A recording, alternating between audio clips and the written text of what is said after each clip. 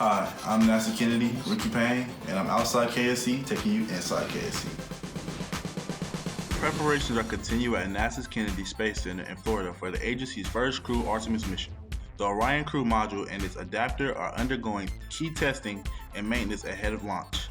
Tube welds of the propulsion system and environmental control and life support systems will perform at the Florida Spaceport.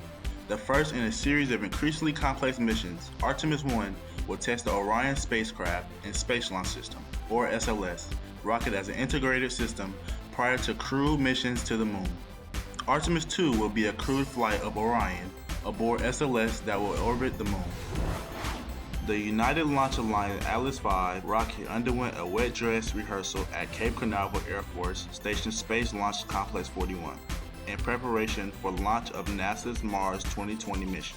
The agency's Mars Perseverance rover is scheduled to lift off aboard the Atlas V on July 22nd. Developed under NASA Mars Exploration Program, the rover will search for signs of past microbial life. The agency's launch service program based at Kennedy is managing the launch.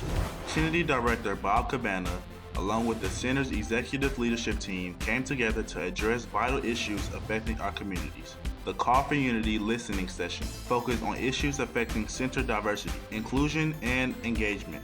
As part of the Town Hall program, employees were encouraged to share comments, questions, and concerns. A replay of this video was made available to the entire Kennedy workforce. For more Inside KSC, check us out on social media and at nasa.gov/Kennedy.